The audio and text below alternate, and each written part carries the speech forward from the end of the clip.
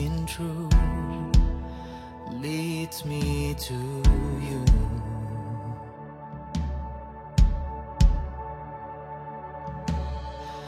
The power of your name,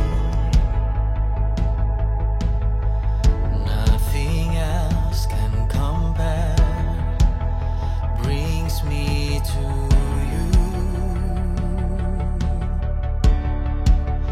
brings me to you. I've seen your glory, I've seen your power, I've seen your strength setting me free, surrounding me. Jesus,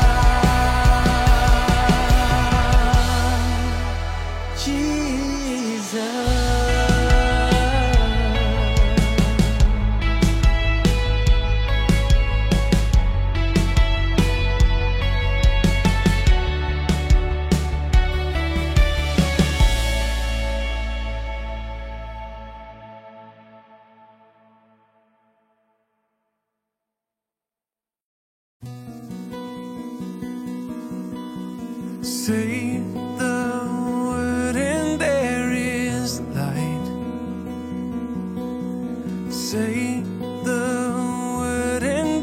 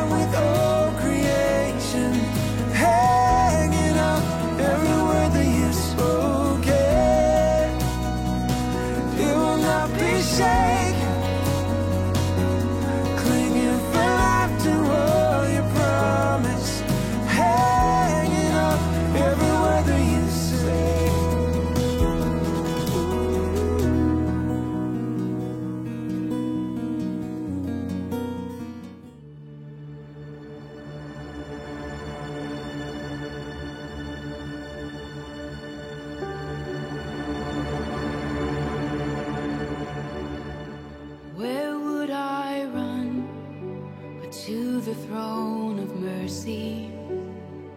Where would I kneel but at this cross of grace?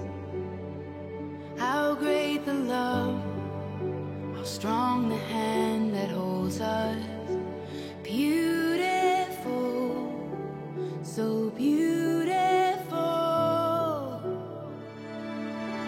So here I bow to lift you high. Jesus, be glorified in all things. For all my life I am yours, forever yours. God, here and now, be lifted high. Right here and now, be glorified. God of heaven and earth, God who brought me back to life, I am yours, forever yours.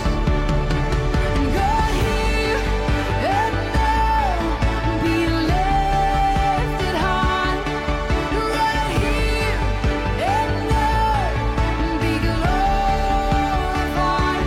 God of heaven and earth, God who brought me back to life, I am yours, forever yours.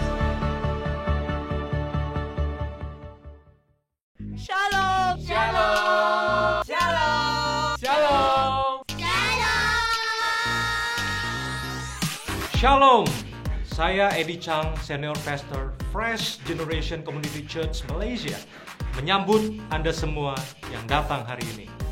Tema kita di tahun ini adalah Future, dengan tagline Growing Deep, Reaching Wide. Dalam menyambut masa depan, kehidupan kita perlu ditopang oleh kedalaman dan kekuatan akar kerohanian, mental, karakter, serta juga kemampuan untuk beradaptasi dalam menghadapi perkembangan zaman, serta juga perkembangan teknologi yang sangat cepat. Saya mengajak kita menyambut masa depan yang luar biasa. Future, growing deep, reaching wide. Welcome.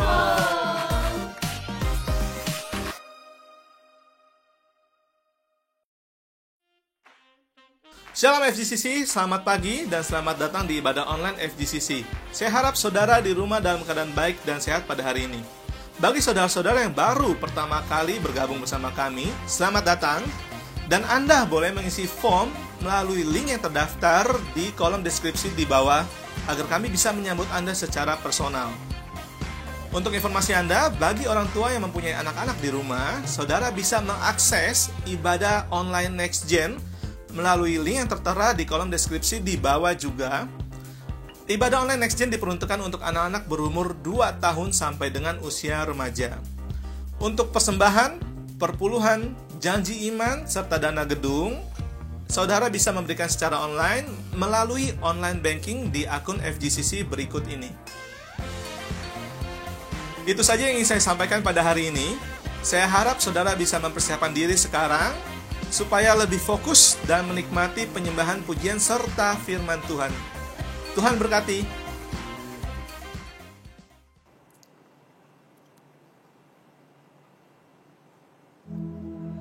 Terima kasih Bapa. Terima kasih atas kasih setiamu Tuhan, yang selalu sempurna bagi hidup kami Bapa. Walau dalam keadaan apapun, melalui badai apapun Bapa, kami percaya bahwa Engkau Allah yang sungguh setia.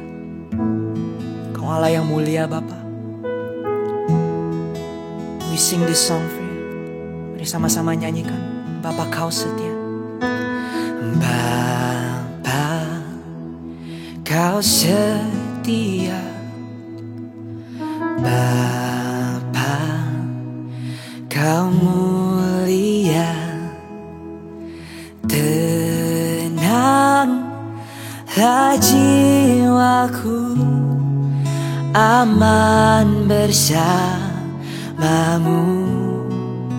Lebih dari harta, lebih dari harta, Kaulah segalanya. Tenanglah jiwaku dalam hadirat-Mu. Katakan Kau tunjukkan, Kau tunjukkan kasih setiamu. Kau menyediakan yang ku perlu. Kau setia, Kau mulia, Bapa, Kau setia. Oh, Kau setia Bapa. Sekali lagi kita nyatakan, Bapa, Kau setia. Bapa, Kau mulia. Tenanglah jiwaku dalam hadirat-Mu. Oh, Kau tunjukkan kasih setiamu. Kau menyediakan yang ku perlu. Kau setia, Kau mulia, dulu, sekarang, dan selamanya. Kau tunjukkan kasih setiamu. Kau menyediakan yang ku perlu. Kau setia, Kau setia, Kau mulia, Bapa, Kau setia. Katakan Kau setia, Kau setia, Kau mulia, Bapa, Kau setia. Oh, Kau setia Bapa. Mari sembah Dia. Oh, we worship You, my King. Oh, we lift Your name in this place. Oh,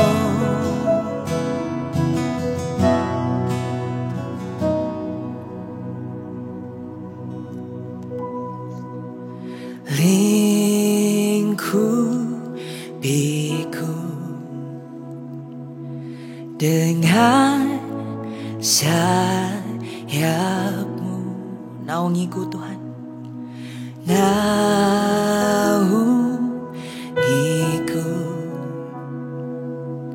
dengan kuasa-Mu. Di saat badai bergelora, ku akan terbang bersama-Mu. Bapa, Kau Raja atas semesta. Ku tenang sebab Kau Allahku. Oh, kami sembah-Mu Tuhan. Once again, let's sing Hide Me Now. Hide me now under Your wings, under Your wings. Cover me within Your mighty hands. When the oceans rise in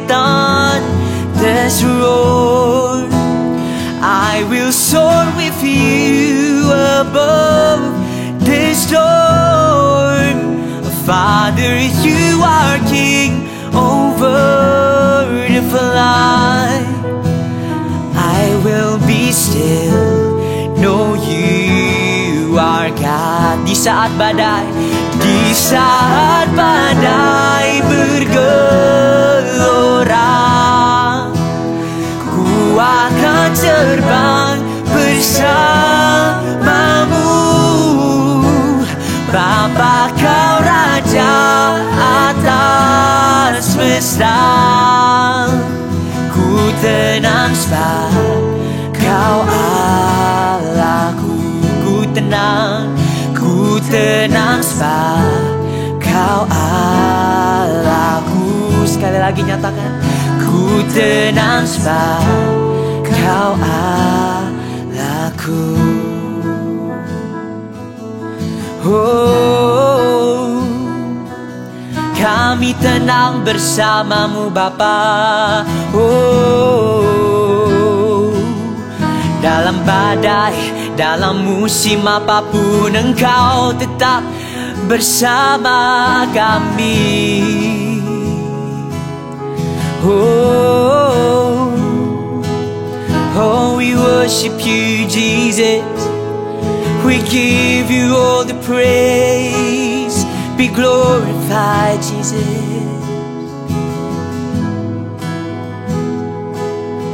Kami sembahmu Tuhan.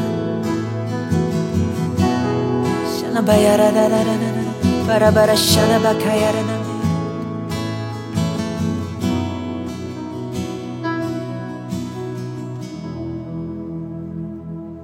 Terima kasih Bapa. Terima kasih atas kasih setiamu Tuhan. Terima kasih telah mengumpulkan kita kembali bersama Tuhan, bisa beribadah bersama lagi Tuhan. Terima kasih atas penyertaan-Mu dalam kehidupan kita Tuhan sepanjang minggu ini Bapa. Berkatilah Tuhan ibadah hari ini Tuhan, dari awal sampai akhir Tuhan. Berkatilah hamba-Mu Tuhan yang akan menyampaikan firman-Mu Tuhan. Berkatilah setiap dari kita Tuhan, supaya apa yang kita dengar hari ini Tuhan, kita dapat jadikan rema Tuhan. Kita dapat belajar sesuatu yang baru Tuhan dari apa yang kita belajar hari ini Tuhan. Terima kasih Bapa. Ibadah ini kami serahkan hanya kepadamu Tuhan. Dalam nama Tuhan Yesus kita telah berdoa. Semua yang percaya sama-sama katakan amin. Shalom, selamat hari Minggu buat kita semua. Baik anak-anak muda maupun Bapak Ibu dan juga alumni-alumni yang mungkin saat ini ada di Indonesia ataupun yang ada di negara-negara yang lain. Saya berdoa kiranya setiap kita dalam keadaan baik, sehat, dan dalam perlindungan Tuhan, terutama untuk masa-masa krisis seperti ini. Ya memang kita sadari dan kita tahu dunia sedang mengalami krisis yang cukup berat. Masa krisis artinya masa-masa yang tidak stabil. Masa-masa krisis artinya masa-masa yang berbahaya. Masa-masa krisis artinya masa-masa yang sukar. Masa-masa yang banyak ketidakpastian, uncertainty. Ya lawan dari masa-masa krisis itu adalah masa-masa yang stabil. Masa krisis itu seperti bahasa lain itu masa-masa kritis. Ya misalnya seorang pasien yang ada di ruang bedah, ruang operasi. Dia mengalami masa-masa krisis atau masa-masa kritis. Tapi kalau dia bisa lewatin, itu dia akan kemudian akan dalam kondisi yang stabil lagi. Ya, kita berharap bahwa masa-masa krisisnya akan segera berlalu dan kita bisa masuk masa-masa yang lebih stabil ke depannya. Dan hari ini saya mau menguatkan kita di masa-masa krisis seperti ini. Saya merasa Tuhan taruh dalam hati saya untuk bisa mendorong dan menguatkan jemaat bagaimana kita bisa tetap mempercayai Tuhan di masa-masa krisis, masa-masa yang sukar seperti ini. How do we keep trusting God in times of crisis? Mari saya mengajak kita membaca satu ayat di dalam surat 2 Korintus pasal yang ke-5, ayat yang ke-7. Firman Tuhan mengatakan seperti ini, sebab hidup kami ini adalah hidup karena percaya, bukan karena melihat. Dalam NIV menuliskan seperti ini, for we live by faith, not by sight. Firman Tuhan mengingatkan kita supaya kita hidup tidak berdasarkan atau mengandalkan mata jasmani, realita yang kita lihat. Nah, kalau kita mengandalkan atau berdasarkan mata jasmani yang kita lihat. Melihat situasi yang ada sekarang, kita bisa menjadi takut, kita bisa menjadi panik, kita bisa menjadi khawatir, kita bisa menjadi cemas, dan kemudian bisa membuat kita jadi lemah, menjadi discouraged. Tapi firman Tuhan mengajarkan kita hari ini untuk bisa melihat dengan mata yang lain, yaitu mata iman, mata batinia kita. Yaitu kita hidup karena percaya kepada Tuhan, percaya kepada rancangan Tuhan, percaya kepada tangan Tuhan yang ajaib, yang berkuasa, dan tidak mengandalkan mata jasmani kita. Nah, saya teringat satu tokoh di Alkitab di Perjanjian Lama yang bernama Yusuf. Dia juga melewati banyak krisis dalam hidupnya. Nah, kita belajar bagaimana Yusuf tetap mempercayai Tuhan di masa-masa krisis yang dihadapi. Bagaimana hubungan dia dengan Tuhan. Bagaimana dia membawa nama Tuhan itu mendominasi di dalam setiap babak peristiwa kejadian dalam hidupnya. Dan Tuhan menjadi pribadi yang begitu penting, yang terutama dalam kehidupan Yusuf. Mari kita lihat, kita pelajari cerita Yusuf ini di Kejadian pasal 37. Cerita Yusuf dimulai pada saat Yusuf usia 17 tahun. Dan Yusuf itu adalah anak yang ke-11 dari 12 anak laki-laki Yakub. Dan Yakub ada satu anak perempuan yang bernama Dina. Dan 12 anak laki-laki Yakub itu adalah 12 suku Israel. Yusuf adalah anak kesayangan dari Yakub, dan bahkan Yakub membuat jubah yang maha indah yang diberikan kepada Yusuf. Dan Yusuf adalah seorang yang mendapat mimpi daripada Tuhan. Dan mimpinya ini diceritakan juga kepada saudara-saudaranya. Saudara-saudaranya iri, benci kepada Yusuf, karena Yusuf juga lebih disayang oleh Yakub ayahnya. Dan juga karena mimpinya itu membuat saudara-saudaranya tambah benci, tambah marah kepada Yusuf. Dikatakan satu ketika, Yakub menyuruh Yusuf untuk mencari dan melihat keadaan saudara-saudaranya yang sedang menggembalakan kambing domba. Dan kemudian waktu Yusuf menjumpai dan menemukan saudara-saudaranya melihat Yusuf, dan mereka menangkap Yusuf, dan awalnya mereka berniat untuk membunuh Yusuf juga. Mari kita lihat di Kejadian pasal 37 ayat 19 dan ayat yang ke-20. Kata mereka seorang kepada yang lain, "Lihat, tukang mimpi kita itu datang. Sekarang marilah kita bunuh dia, dan kita lemparkan ke dalam salah satu sumur ini. Lalu kita katakan seekor binatang buas telah menerkamnya, dan kita akan lihat nanti bagaimana jadinya mimpinya itu." Puji Tuhan, Yusuf tidak jadi dibunuh, tapi dilemparkan ke dalam sumur. Nah, di dalam sumur, bayangkan, apa yang Yusuf lihat? Yang dia lihat dengan mata jasmaninya adalah sumur yang gelap, sumur yang lembab. Dia terkurung di sana, tidak ada pengharapan. Nah, sepertinya antara kondisi realita yang ada dengan mimpi untuk Yusuf, ya, dalam mimpinya itu sebenarnya menggambarkan Yusuf akan menjadi seorang yang berpengaruh, menjadi seorang yang dihormati nantinya. Jadi antara realita, sekarang dia ada di dalam sumur dengan mimpi yang besar, sepertinya jauh sekali gapnya, jaraknya. Dan kemudian Yusuf dikeluarkan dari sumur oleh saudaranya, dan Yusuf dijual ke Mesir kepada seorang majikan yang bernama Potifar, dan Yusuf dijual sebagai budak dan bekerja di rumah Potifar.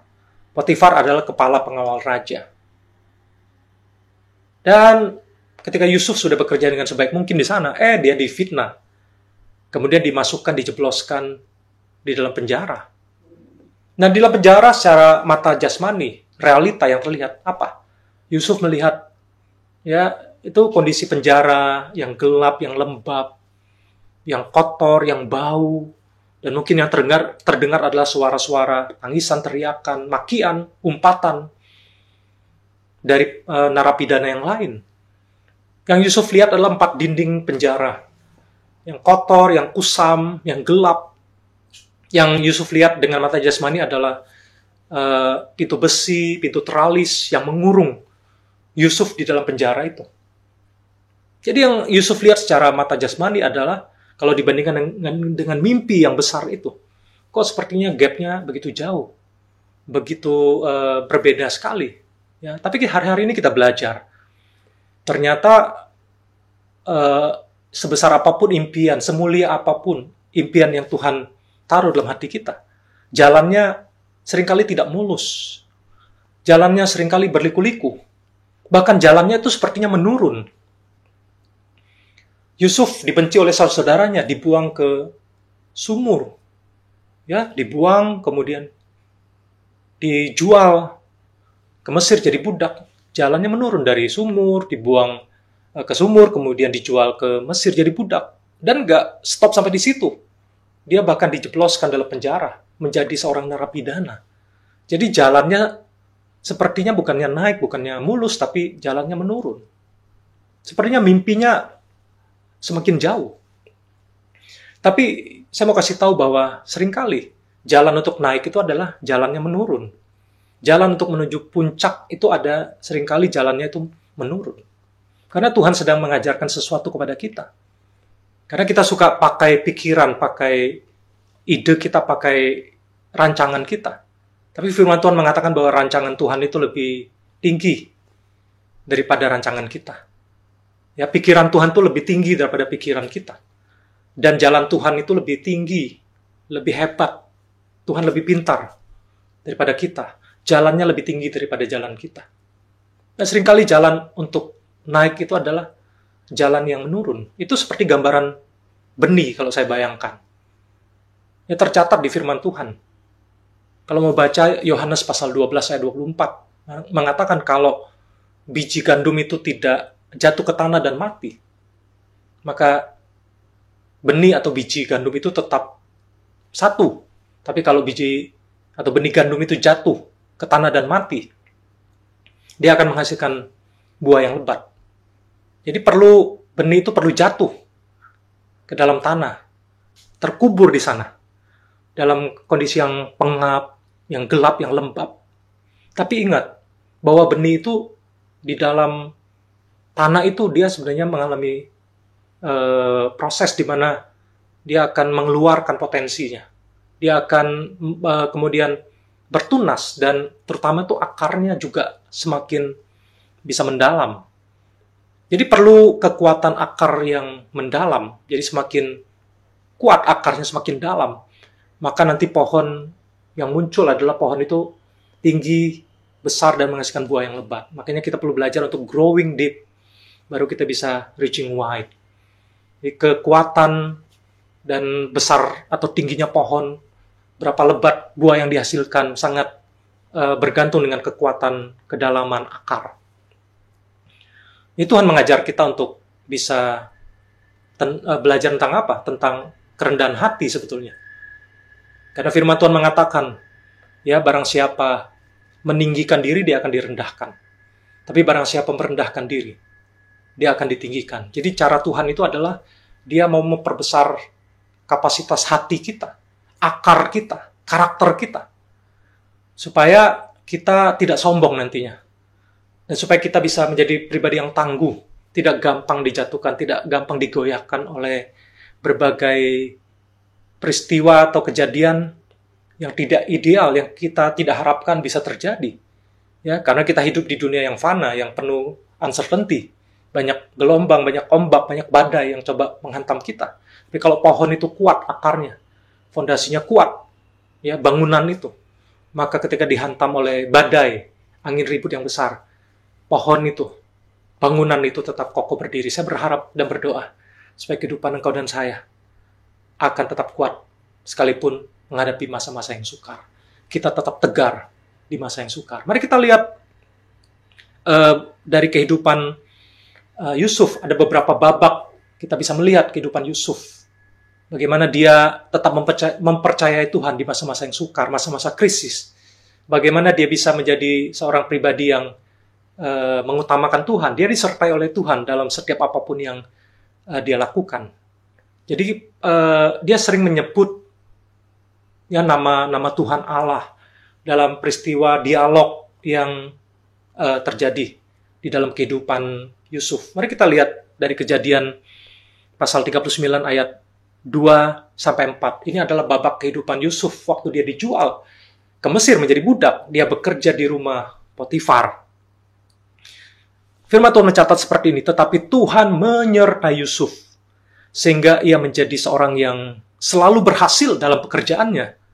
Maka tinggallah ia di rumah tuannya, orang Mesir itu. Setelah dilihat oleh tuannya bahwa Yusuf disertai Tuhan dan bahwa Tuhan membuat berhasil segala sesuatu yang dikerjakannya, maka Yusuf mendapat kasih tuannya dan ia boleh melayani dia. Kepada Yusuf diberikannya kuasa atas rumahnya dan segala miliknya diserahkannya pada kekuasaan Yusuf. Luar biasa ya, sampai Potifar itu bisa mengakui dan bisa melihat bahwa Yusuf disertai oleh Tuhan. Dan apapun yang Yusuf kerjakan ini, Tuhan buat berhasil. Berarti Yusuf memberikan nilai tambah kepada Potifar, sehingga Potifar semakin diberkati. Jadi sampai orang bisa melihat perbuatan atau tindakan atau sikap Yusuf dan melihat bahwa Tuhan yang ada di balik itu semua. Bayangkan kalau kita bekerja di satu perusahaan, sampai bos kita bisa mengakui bahwa kita disertai oleh Tuhan. Dan Tuhan yang membuat apapun yang kita kerjakan bisa berhasil. Dan memberikan nilai tambah yang besar buat perusahaan kita. Dan bos kita mengakui, berarti ada kualitas yang luar biasa, yang berbeda. Dan kita terang-terangan menyatakan iman kita bahwa ini semua yang terjadi, yang berhasil ini karena semuanya berkat Tuhan, karena penyertaan Tuhan. Ini luar biasa. Dan Yusuf sudah bekerja dengan sebaik mungkin di rumah Potifar. Tapi ternyata ada tantangan baru muncul. Dan tantangannya bukan dari luar, tapi dari dalam rumah Potifar sendiri, yaitu dari istri Potifar. Jadi Alkitab mencatat bahwa istri Potifar ini sering menggoda Yusuf. Dalam Alkitab menyatakan hari demi hari, day by day. Istri Potifar selalu menggoda Yusuf untuk mengajak Yusuf bobok bareng, untuk tidur bareng, untuk sleep together. Tapi Yusuf selalu menolak. Yusuf menghindar. Tapi kemudian terus digoda oleh istri Potifar.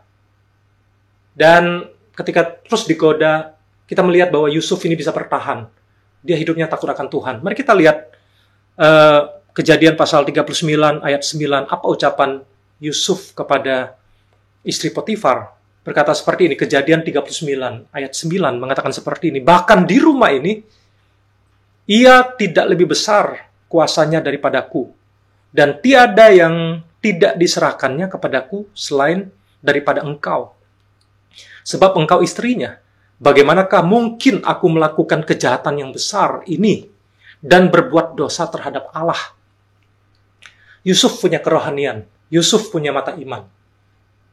Secara mata jasmani, yang dilihat oleh mata jasmani Yusuf adalah istri Potifar, seorang wanita yang saya tebak, dan mungkin kita juga punya pendapat yang sama, bahwa istri Potifar ini rasanya cukup cantik ya, karena dia merupakan istri dari pejabat tinggi yang cukup kaya. Jadi godaan itu datang daripada istri Potifar. Tapi Yusuf tahu, dan dia tidak mau menggantikan, dia tidak mau merusak rencana Tuhan yang besar dengan godaan yang ada di depan mata jasmaninya. Yusuf tidak mau bahwa kenikmatan sementara, temporary pleasure, itu merusak rencana jangka panjang Tuhan. Mata jasmaninya melihat godaan dan tawaran. Tapi mata iman, mata rohani, Yusuf sedang melihat Tuhan yang besar. Melihat rencana Tuhan yang besar. Yang begitu jauh, yang begitu panjang, yang begitu mulia. Yusuf hidup takut akan Tuhan. Dia memilih untuk taat kepada Tuhan. Dan Yusuf kemudian lari. Dia kabur. Tapi bajunya kepegang ya sama istri Potifar.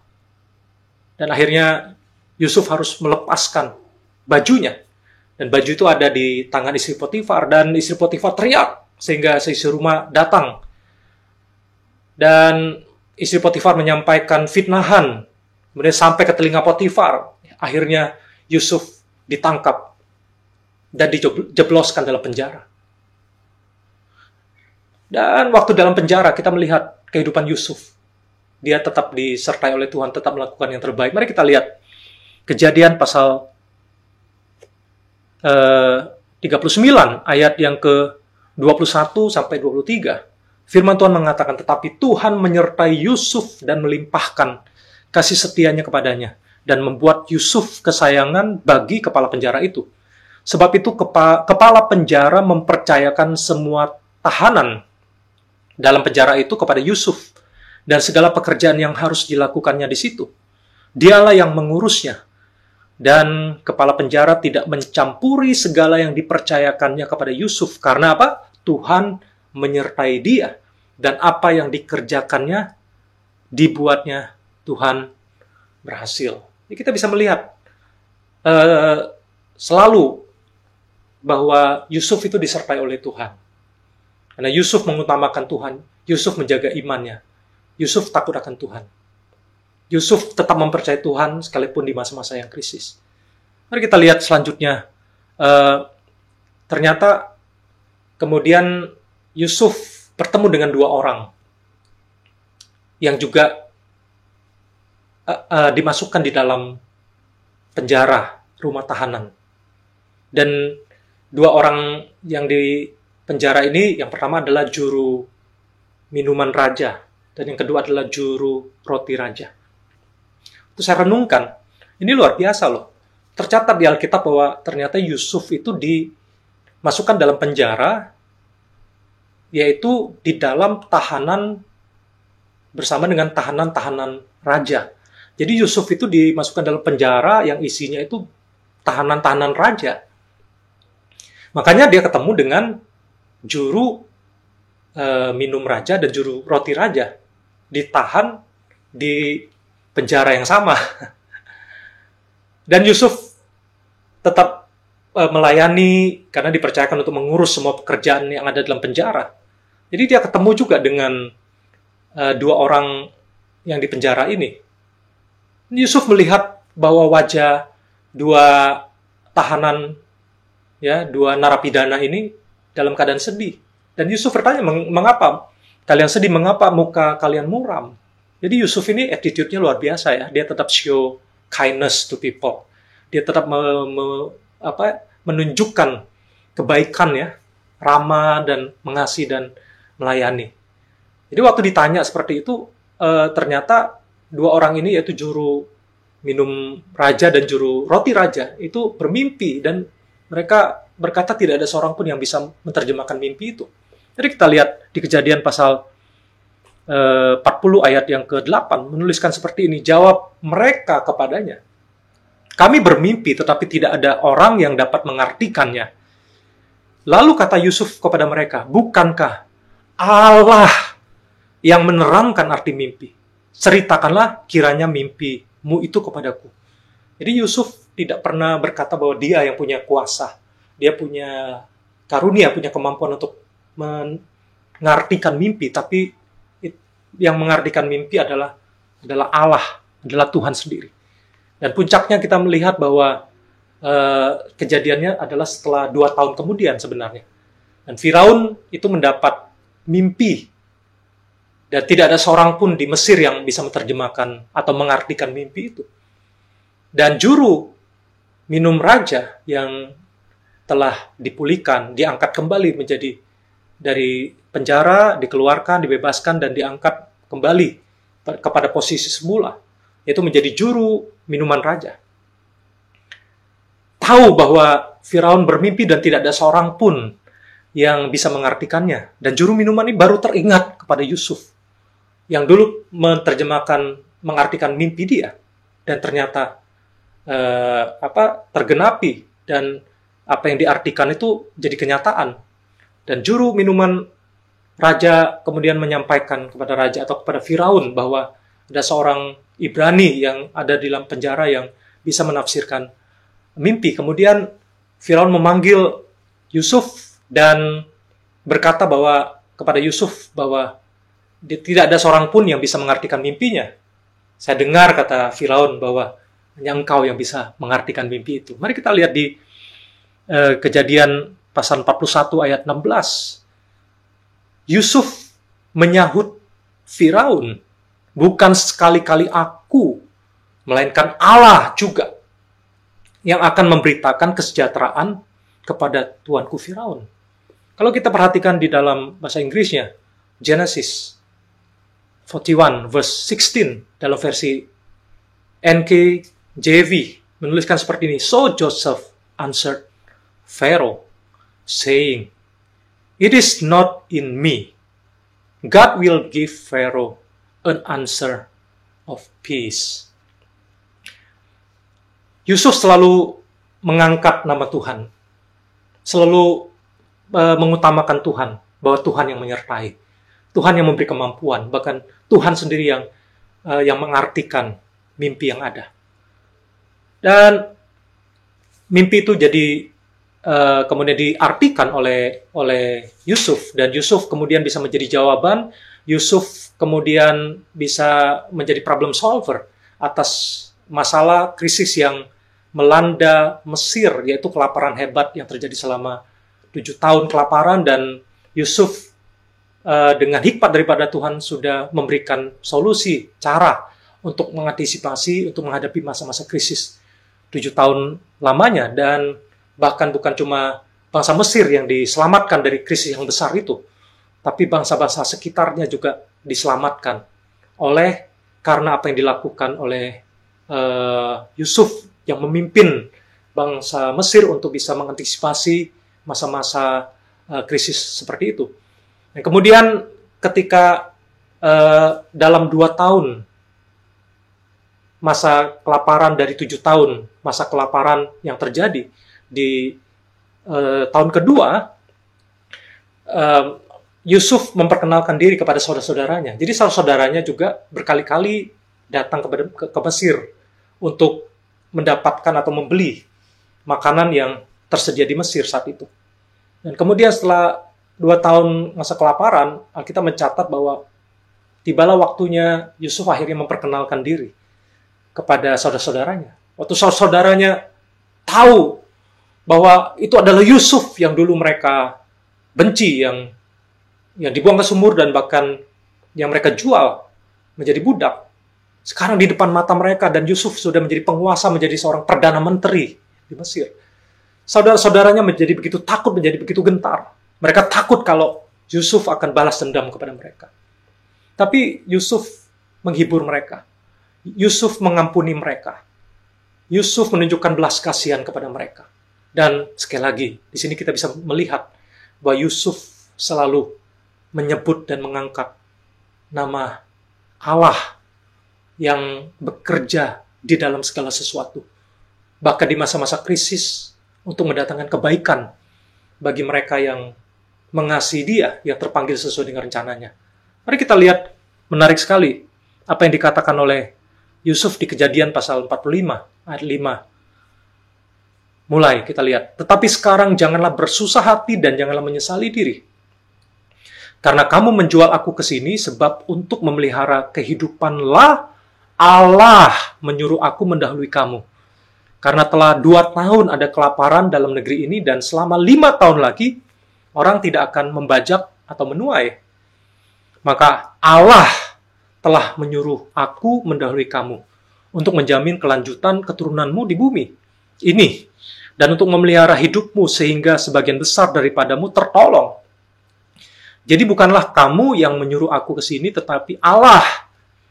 Dialah yang telah menempatkan aku sebagai bapa bagi Firaun dan tuan atas seluruh istananya, dan sebagai kuasa atas seluruh tanah Mesir."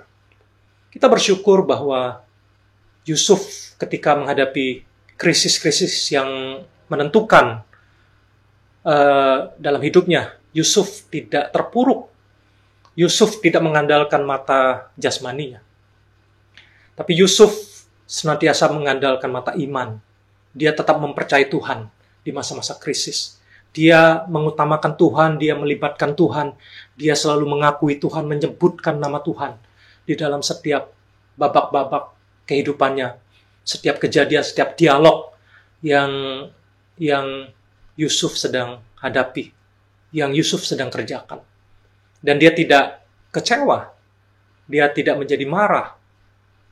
Bahkan kita bisa melihat Yusuf ini bisa menang atas semua godaan. Dia tetap hidup dalam takut akan Tuhan. Walaupun secara mata jasmani peristiwa-peristiwa yang terjadi itu menyakitkan. Dan sepertinya wajar ya kalau Yusuf tuh sampai kecewa, sampai kepahitan ya. Tapi Yusuf memilih untuk melihat rencana Tuhan yang besar, yang kekal, dampak yang besar yang akan menolong, menyelamatkan banyak orang. Kalau Yusuf itu menjadi kecewa, menjadi kemudian give up, bukan hanya banyak orang yang dirugikan, tapi orang pertama yang paling dirugikan adalah Yusuf sendiri. Tapi kita bersyukur Yusuf menang atas krisis yang melanda hidupnya. Kalau saya katakan seperti ini, bahwa Yusuf sudah menang atas krisis pribadinya. Dia menang atas krisis iman, dia menang atas krisis dendam, krisis kepahitan, krisis kekecewaan. Dia menang atas itu semua dan dia bahkan memberikan pengampunan. Dia tetap percaya kepada Tuhan. Dan hanya orang-orang yang sudah menang atas dirinya sendiri. Hanya orang-orang yang sudah menang atas krisis pribadi akan Tuhan angkat dan Tuhan bawa untuk bisa menghadapi krisis eksternal, krisis skala yang lebih besar lagi, yaitu bahkan krisis atas kota dan bangsa. Dan orang yang sudah menang atas krisis pribadi, Tuhan akan bawa untuk menjadi problem solver, menjadi jawaban, akan menyelamatkan banyak orang. Saya berharap kita menangkap, kita belajar untuk mempercayai Tuhan di masa-masa krisis seperti ini. Jangan pernah menukar ya rencana Tuhan yang besar, impian, mimpi yang besar daripada Tuhan untuk memakai kita. Lewat kehidupan kita akan menolong banyak orang yang sedang dilanda krisis. Jangan pernah menukar rencana Tuhan yang besar dengan kenikmatan sementara, dengan kemarahan, dengan kepahitan, kekecewaan, dengan menyalahkan Tuhan dan sebagainya. Saya berdoa dan berharap supaya kita menjadi pribadi yang mempercayai Tuhan di masa yang krisis. Kita hidup dengan iman, percaya. Bukan karena berdasarkan kepada mata jasmani. Saya berdoa dan berharap kita semua akan tetap mengakui Tuhan di setiap musim kita.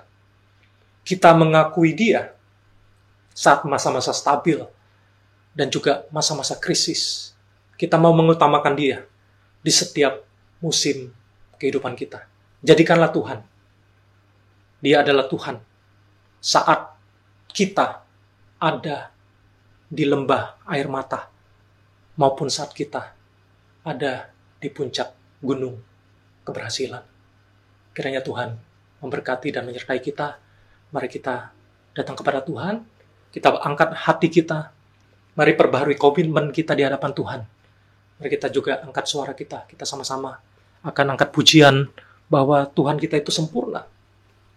Kita mau hidup dalam rencananya, dalam karyanya.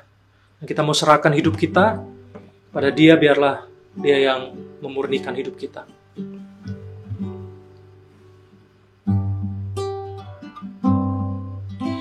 Tuhan, Kau sempurna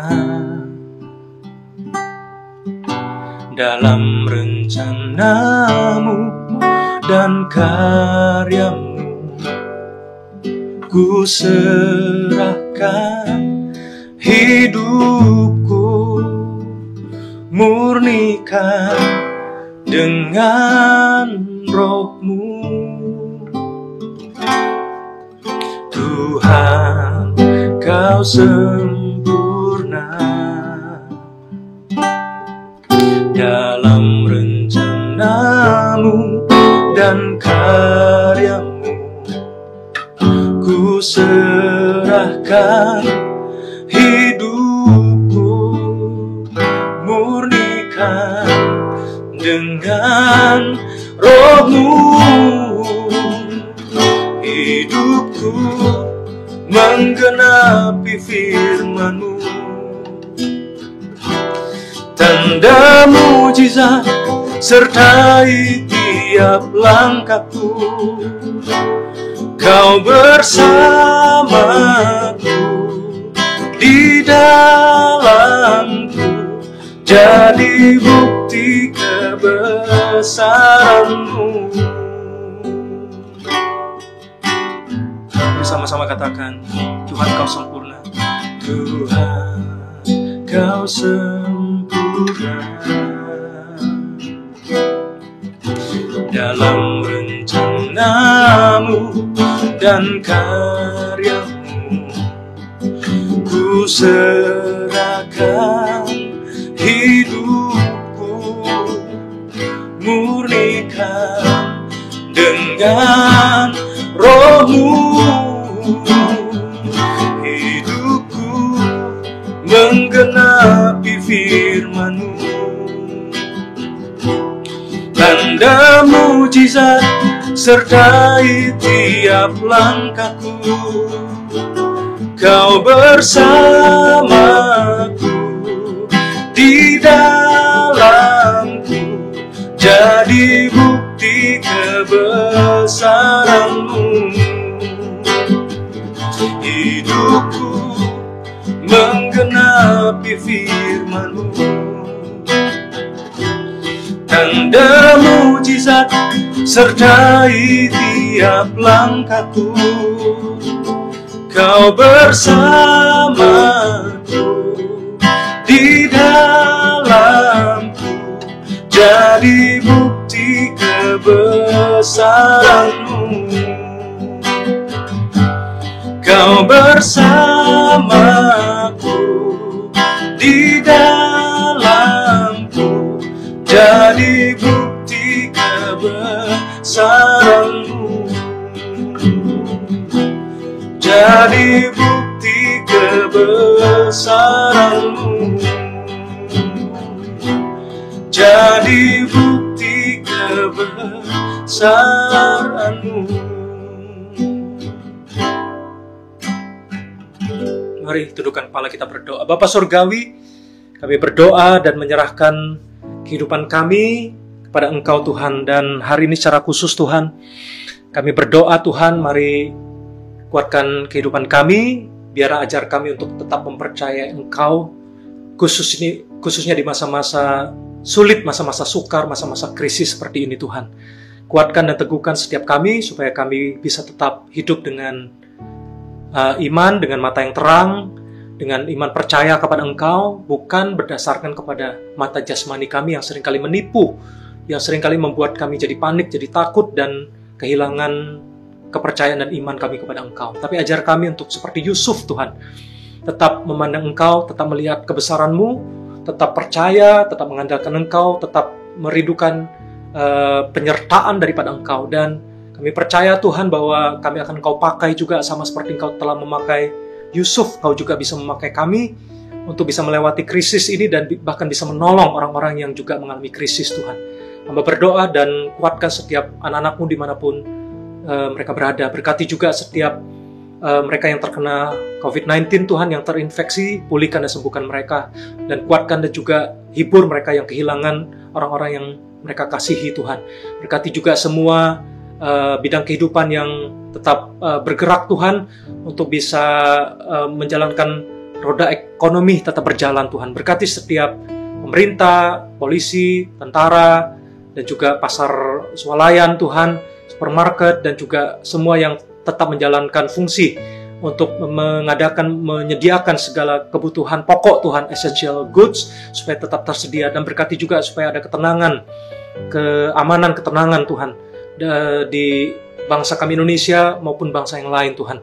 Berkati Tuhan gereja-Mu dan anak-anak Tuhan dimanapun mereka berada. Hamba-hamba Tuhan juga tetap kuat, tetap setia, dan tetap mengandalkan Engkau, dan tetap bisa stay connected, saling membangun satu dengan yang lain Tuhan.